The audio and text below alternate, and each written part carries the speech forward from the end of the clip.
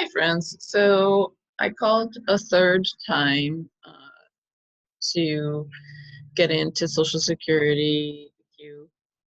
So yesterday I had called at 8 a.m., 8:30, 9:30, and it said that they were closed. So that was Monday, December 30th. They say that they're open at 7, but I called at 8, 8:30, 9, and they're saying they're closed. Then I called at 11:30 yesterday, and then they said they didn't have enough people. Like they were, I can't remember the official line, but it was like, we can't take any more calls right now. So they started off, even though they say that they open at 7, they started off saying they were closed. And then when I called them at 11, they said that they couldn't handle the amount of calls by. So this morning, I called it at 8 o'clock. It's December 31st, Tuesday. I called at 8. They said that they're closed while they say they are open at 7 a.m. So this is Eastern time. Uh, and they don't say, of course, on their website, they don't say if they're what time zone they're in. No, they don't, because it's a government agency. They don't have to say anything. They don't even have to deliver what they're claiming that they deliver. So this time I figured if I stayed in the system, when they magically start working, I'll maybe be able to get into the system. Because, like, maybe, it's like some, I don't know. So I stayed in the call. I just kept on saying I wanted to update my information, and the robot was like, "What would you like to do?" And so I did that for over an hour. And after an hour and 10 minutes, they dropped my call. I called again, and 10 minutes later, they dropped my call. I called again now, today, and they said, "What would you like help with? Um, there's nobody available right now, but we can do a call back." And so finally, after over an hour uh, of crazy making, um, um, stuff that you do with the robocall, robo um, receptionist, I got somehow, like, they're gonna call me back. Now, my question is, why don't they have that at 8 o'clock? Why don't even they have that at 7 o'clock? If, I mean, if they're if they're saying that they're open at 7, they can have that robocall thing available. Um, you know, I mean, and if I mean, and the fact is they don't have enough staff to take care of the need. And this is what I have encountered. There's not enough help available for the authentic need that there is. And so, and I don't even think that they're interested in even providing the most dire need for the most dire person, like somebody with like maggots all over their body. And you know I don't even think that they're interested in somebody with the worst situation.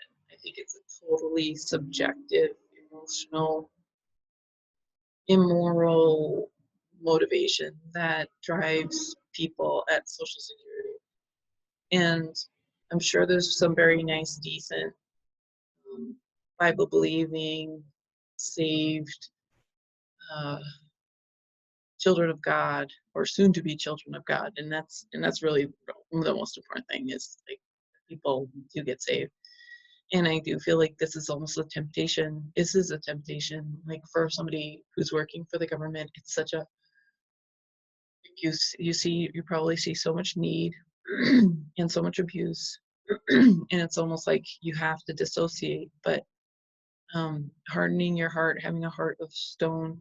And I'm not saying I have the warmest heart. I have a lot to learn, but um, I do have a sense of human decency. And like, I'm just saying, it's 2019. If Social Security is saying it's open at 7, be open at 7. Don't don't say you're open at 7 and then have your outgoing message for the next 2 hours saying that you're closed. And then all of a sudden, magically, at 10 o'clock, you're starting to take calls. And this, like, I've been on the phone from 8 o'clock to 10 o'clock, and all of a sudden, Social Security has transformed into something like it seemed like it was on holiday, and now it actually provided service. And what was weird is yesterday when I called, it said, we don't have enough people by. It didn't allow you the option of getting a call back, and it's just so wrong. Because to get Social Security is a very difficult process. To keep Social Security, it's a nightmare process. And Social Security does everything it possibly can to mess up everything you do. Um, and I'm saying I'm including like doing food stamps. I mean, when I was in Montana, I knew that I had to back my paperwork up because, okay, they might have lost it. So last year, I sent 5 copies. So I sent like 3 faxes, 1 email, and and something in the mail. So maybe I sent 2 email copies, physical copy, and 3 faxes, and they lost all 5 copies.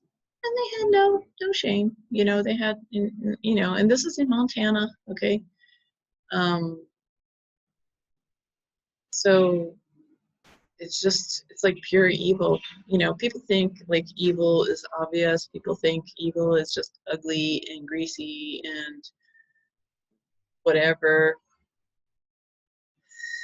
Like, for me, evil is mundane. Evil is like ordinary, um, just the ordinary, and people just accepting like the ordinary, like even like um, brightness on somebody's telephone or their computer.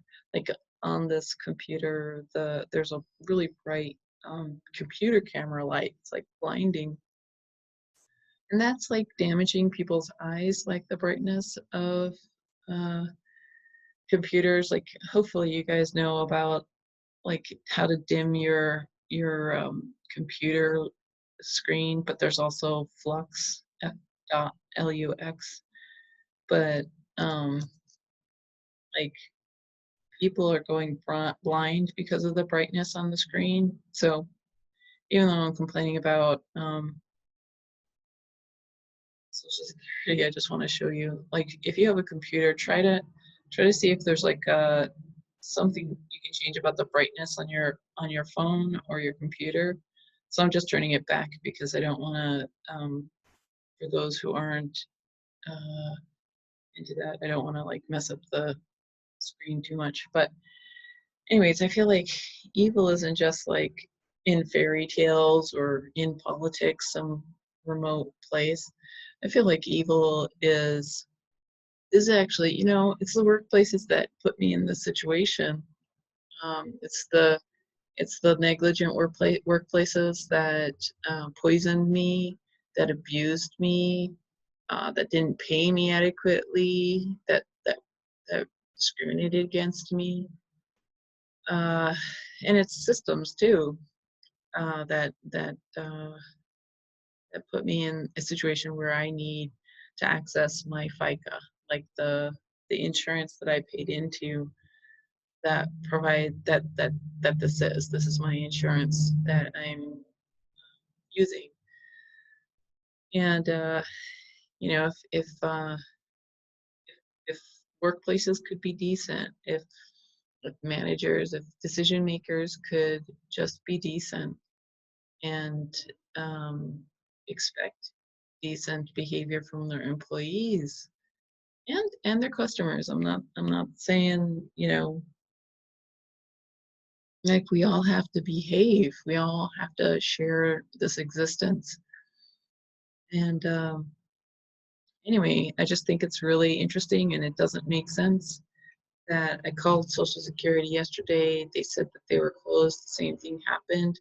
And then all of a sudden at 10 o'clock, they like, so yesterday when I called at 11, they said that they had too many people and they just said bye. But here I was on hold. Like I stayed on hold. It wasn't like I was on hold in a passive way. Like I had to trip through the switches in the voicemail thing here, but I was on hold for an hour and I got cut off. Then I called back, I got cut off again, and then I called back and then they were available. So I don't know if they're really available at 10.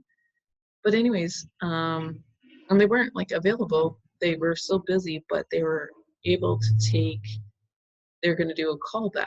So um so I don't know if this is the system like that maybe you call at 10 and that's when you can get a call back. Because I called at 8, you would think 8 would have been a good time to start taking callbacks. And so, they're trying to just like limit how many people access legitimately access the service. And I mean, maybe everything works out in God's the way God wants it to work. But I don't think if abuses are going on that God wants us to be like, well, God will, you know, like that's God's will. God doesn't want us to allow abuses. God doesn't want us to allow to accept like to be masochistic. So anyways, thanks for watching and Happy New Year.